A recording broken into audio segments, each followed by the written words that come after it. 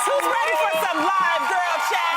Before we do that, I had to tell Lonnie as we're dancing, I'm like, girl. She looks gorgeous. She looks so stunning. I love your Oh my hair. God, thank you. You look beautiful. You Like, ladies babe. always look beautiful. I love your hair up. I love the braids. Yes. And I love your braids I don't know what I have going on here. Feeling Great morning. You know? I'm feeling better today. Good. That's good. That's good. Well, head on over to the Real's Instagram page today and use the hashtag GirlChatLive. Yes. We want to hear from you. Also, don't forget, our Real representatives are still calling you for a chance to talk to us live during the show today. I love it. We love the Real fans so much. We okay? absolutely do. rock. So we're going to get right into Girl Chat, yeah? Yes. Yeah. All right, here it goes. Make sure you guys hit us up again. Okay. Now, the Real Housewives of Atlanta star Porsha Williams, who we've had on this show, has made it well known that she is single and ready to mingle, despite, get this, the massive wedding ring she's still wearing on her finger. Now, on this past Sunday's episode, Porsha's sister Lauren called her out for still wearing the ring, despite having been divorced from her ex Kordell. Did you say it? Kordell? Yeah, Kordell. Kordell Stewart for 4 years. It's a long time. So Porsha's sister told her, oh my God, you're wearing it like costume jewelry, to which Porsha replied, it is costume jewelry, it's mine, and it's a diamond. So ladies, do you think when you slide back into the dating world after a marriage, would you still slide on your wedding ring? I mean, well, Jeannie, what do you think? What do you... Man, okay, first of all, I am not ready to slide into any dating world. Like, Okay. I'm still, yeah. It takes a lot, like, I pack on a lot of makeup to kind of put this face back together from all the crying that you guys helped me through. But I will say, like, as soon as things ended, I immediately had to take off the ring because I felt that I wasn't honored to wear something that someone had chosen specifically for me and the covenant that we were supposed to have. So I took that off. But I will say that emotionally, there are some things that I can't take off, like Freddie's pajamas that I wear almost every day. Stuff like that, You know, right. like there's things that I still wear because, like, this is gonna take time. So when I see that, I would never be able to look at a wedding ring other than the promise you made to that person Exactly. that you were That's supposed what to be with. And see, It's the symbolism of the ring. and that's my thing. If I go out on a date with a guy and he's wearing a wedding ring, I mean, that's come a on, turn really? off. I mean, that's the reason why maybe, Porsha, I love you, girl, but maybe that's why ain't nobody dating you because you still wearing your wedding ring. As a man, I would be offended by that. Like, I would just be like, girl, like, now, I will say this. I get the idea that it is a diamond. It is an expensive ring. She could pawn it. Exactly. Yeah. Or I'm not being funny. You actually now can melt it into something else. You can make a pendant out of it, You could earrings split out it of up. it. Shoot, that ring, you could make it some earrings, a necklace, Absolutely. pinky ring. Yeah. What do you think, Tam? Well, I remember when Jessica Simpson got a divorce from Nick Lachey. I saw that she actually wore her wedding ring around her neck. She had it as a necklace, kind of like what? Yeah, afterwards. Kind of like what you were saying. Sometimes it just takes time because I remember seeing Freddie's pictures in your dressing room, and I was like, oh. They're still there. You still have them up, and you're like, you know what? I just need time. Yeah. But in her Porsha, case, it's I was 4 about to say, in years. Portia's case, it's 4 years. So I don't know why. And for me, I don't want that juju on my finger anymore. No. Because for me, it's symbolic energy, of, obviously, a covenant that you made with the person. Like, this is the symbol of that. I think I get the idea that it's a bomb diamond, but I think there's another way to do it. I'd say go see a jeweler, have him reset it for you, do something different, and still rock that diamond because, yes, it is yours. Or sell it. Yeah, sell it and buy something amazing. For sure. Yeah, I don't want anything of my past on my finger. I'm going to sell it, buy it for the future. I mean, because what other excuse? I mean, if I'm like I said, if I'm dating a man and he's wearing a wedding ring, you talking, well, it don't mean nothing to me. No, it means something to me, player. Take it off. But I'm not being funny, but as a man, men with their, natural ego, to say, why are you still holding on to that? Right. Yeah. I'm going to bring up a weird topic. I don't know if it was just me, but audience, help me out. Have you noticed for women who have your ring on that some men will actually pick up on you and still pick up on you when your ring is on? Is that just me? No, there's some nasty men out there that want to date married women. What is that? They nasty. That's the side dude. That's what I was telling you. Remember I told you it's side no dudes? commitment. That's so wrong. I feel like there should be a fine or like a stranger danger siren that comes on that's like, that dude's whack, he's gonna mess with married women. Stranger danger. Super whack. Right? I'm gonna tell you. I find it crazy. I know we had recently the side chick conversation a few weeks ago, but when you were talking about why men aren't given the name side chick, which is so whack, how women obviously get like this terrible name, and like guys almost flaunt or is the word like when you brag? They'll brag like, oh, I'm sleeping with that man's wife, but it's almost like they think it's like a cool thing, and that's so sad. Yes. Right. But That's it's given like wrong. a cool thing. Wait a minute, you're right. There is a name. Well, I know what you're saying, but there's no name for them. there is, but it's actually used in cooler terms. What is it? It's the I don't know what the to say. side dude? No, it's the it's the Oh. A B C D E that letter boy. Yeah. Right? And it's used in good terms. Yeah. Oh. No, I'm really good at charades, right? I'm good at this. Good job, Jeannie. I'm proud of you. It's like, where you going with that one? People use that in a cool way. It's so thrown off. Okay, Yeah. well, now, when you're dating, sometimes it's hard to meet new people. Yeah. But one company is holding an event to try to help you out. Urban Media Makers in Lawrenceville, Georgia, is holding their first ever Come Meet a Black Person networking event in an attempt to bring more people together. The event was inspired, I know, by a study done by the Public Research Institute, which showed that 75% of white people do not have friends of any other race. Any other race. 75%. Okay, right? You believe that. You believe that. Okay, so you guys, are you tripping or you believe it? No, I'm sorry. Yeah. I almost don't believe. 75. That's a lot. crazy. Okay, so let me continue. A spokeswoman continue. from the company said the event is for people who want to break the ice and start conversations, but don't know how to go about it, which sounds real amateur to me. It's the same way you met your white friend. Okay, anyway. Upon hearing about the event, ESPN reporter Jamel Hill tweeted, quote, "If this doesn't become an SNL skit, I'll be disappointed." As you all are laughing, I hear you too. So, this is so come meet a weird. black person, ladies. Would you? So what they gonna have at the buffet? Watermelon and chicken? What is this? This is what I will say. They said if you don't know how to go about it. Well, for starters, the way you don't go about it is by advertising it as "come meet a black person." Yeah. That is the worst. What? I know. You Why know did you what, have to though? name it that? Yeah. I think the concept of what they're trying to do, I'm not What they gonna gonna lie. name it? It should. Okay, I had some names. Okay. Diversity gathering. I'm not being funny. Like that's even doper. Like diversity a culture clash collision. Oh, I got a name.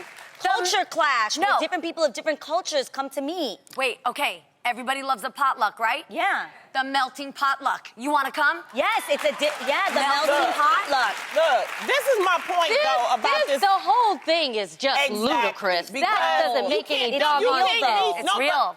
Think about it. It's different type of black people, just like it's different type of white people. Yeah, it's different type. So what? You gonna get black people all kinds? No. This is the problem. This is the reason. This is the problem. Okay. Y'all look at too much TV and you judge people by what you see on TV. That's the problem. Especially on the news. If you getting your black people information from the news, we all look like thugs and criminals and things like that. That's the reason why we have this show. This show got a black girl and a half black girl. And we have a lot of black people. We have an Asian, we have a Hispanic, and you know what? We're all different. Yes. But we're just like you, white people. We're just like you. Just like you. I promise you. Okay, wait. different, but we're All all the the same. same. Yeah, it's just that I people know, it's so- are different. I have an issue with this, you guys, only because it makes me feel like I'm a study or something. I don't need to be researched. I don't need to be studied. Just if you see a person and you want to say hi, just walk up to them and say hi. My name is so-and-so. How are you today? I think that's what we're missing nowadays. People just don't want to talk. Where are the morals? Where are the values? We need to be nice to each other. We need to smile when we see somebody across the street. That's how you start a freaking conversation. What is this? Well, I do believe the 75% because, I've done comedy all across the United States, and in a lot of places, I am the only black person that people meet. And it is a responsibility. But the thing is that there are other places to see. We're just normal. I just don't understand this. I get it. I'm just flustered by this. I only like the idea because I feel like if 75% of people can say they don't have a friend of like a minority as a friend, I think that obviously maybe they would want to come to this. Maybe they do want to meet people. I get the only problem is what type of black person is going to be there. You going to have Snoop Dogg or you going to have Michelle Obama? Michelle Obama. That's what I'm saying. You can't judge by that. That's why it's very misleading and it's dangerous to do that. Yeah. That's all I'm saying. And I just wonder, too, if we put so much focus on one race. Yeah. So when I saw the statistic, well, they're going to do a follow-up, okay? Right. After meet the black people. It'll be like Meet the Asians over at P.F. Chang's. Oh, my God, I can't even. Okay, so according to the Public Religion Research Institute, if a white person has 100 friends, this is according to this research, 91 are white, 1 each is black, Latino, Asian, mixed race, or other, and the 3 are of unknown race. Wait, if a white white person has 100 friends, 91 are white, 1 each is black, Latino, Asian, mixed race, or other, and 3 are of unknown race. So it's a large percentage. And then I thought about my white friends. Right. I thought about my white friends, and it's true. In my circle of friends, and I live in Los Angeles, and it made me realize that I don't want to wait for the white person to find a party like this. I want to be a little bit more woke to going and introducing myself into those circles because I want to bring a little taste of my flavor into those areas. I'm going to be honest, it's not one way or the other, though. We have to also look at some of the other races. I've even said before, I did not have a lot of white friends growing up. So I had more black friends. And I've said to some of our friends before, I'm like, oh, I want to be friends with that. Like, that'll be like one of my white friends. And it's real, you guys. We can't say it's one way or the other. No, but what I'm saying is, there's black circles that don't have white friends. But okay, but that doesn't matter. They're still human beings. If I don't have white friends, I'm still not going to treat you differently because you're white. That's my whole thing about this is that we're not different. We're not aliens. We're not some animal. We are human beings just like you. So if you meet a person, just say hello like what Tam is saying. That's all I'm saying. Do you feel cultural differences do make a difference, though? Do you think that it is important to expose yourself to other cultures and other things? That's just explosion of culture. So I think that is important. I mean, Jeannie was shocked that I had another. I will say this. My son just had his 5th birthday party. Yes. And I have to say, as his mother, I was so proud because I was just looking around and I let my son pick his friends from his school that he wanted at his birthday party. My son had an Asian friend there. My son had a black friend there. My son had a Latino friend there. And my son had some white friends there. So that just shows a testament to me that I am teaching my children, because my family is a big a melting pot. My sister-in-law is Filipino. So my brother-in-law married a Filipino, and obviously my husband married, a black woman. And I love his parents that they've accepted all of that. It actually speaks volumes. It does. I just want to say again, when I do travel and like say if I go to certain places, especially in the Midwest, there are some really nice people. So I don't want to make it seem like all white people don't understand black people, because I know my fans, they know me. I do all kinds of comedy, and I appreciate those people. I just don't want us to continually, do this divisiveness.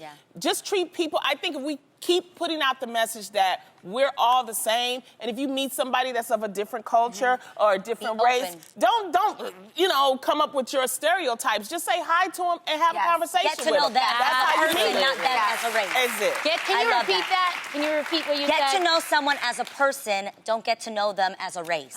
We taught this one out. Okay. Well, speaking of someone everyone would love to meet, yesterday, NBA superstar LeBron James, alongside some of his Cleveland Cavalier teammates, decided, to get to their game against the New York Knicks the old-fashioned way. They took the subway. That's right. In fact, once they were on the train, LeBron decided to take out his phone and record their ride. However, one New Yorker didn't seem to be a fan. Check it out. We decided to hop on the train with the squad. Hey Channing, what's up? What's up? What's squishy? What's squishy? I don't know this dude right here. He tripping. I love it. Whoa. So clearly he didn't recognize LeBron. So how would you ladies, how would you I think react? he should have went to the Meet Black People event. That's... Or maybe this about this young man. He is a comic. His name is James Michelangelo, and he actually put out a response video to LeBron on his Instagram. Check it out. No idea who LeBron James was because I don't watch football. Basketball. Oh, it's basketball. Okay, so I don't watch basketball either. So, okay, that's good. That's good. I think he knew who he was. I do. I think. Can I be honest? I don't watch basketball. I don't know if I would recognize. But he's a comic, so I think that was great. I think it was funny. I think it was lighthearted. And give it up to them because they were saving time. Because if they got on the bus, it would take 45 minutes. On the train, it's 6 minutes. A lot of people don't realize that in New York City, some people be like, oh my God, you took the train. You don't get it. Like, you can see multi-millionaires on the train in New York City because it's just quicker. Like, why are you going to sit in traffic for 45 minutes when you can get on the train for, for 6 minutes, like in this case? Also, I will say this, as a New Yorker, one of the things I love about New York is here in LA, the culture is fame. It's Hollywood. It is who's famous. Oh my God, we're excited to see you because you're famous. Yo, they don't care in New York who you are.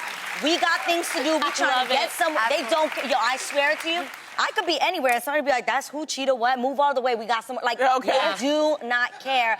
And I love that. I love that culture in New York City that, like, they're like famous, whatever. Nobody cares. I love it. I love it. That was fun. I appreciated that.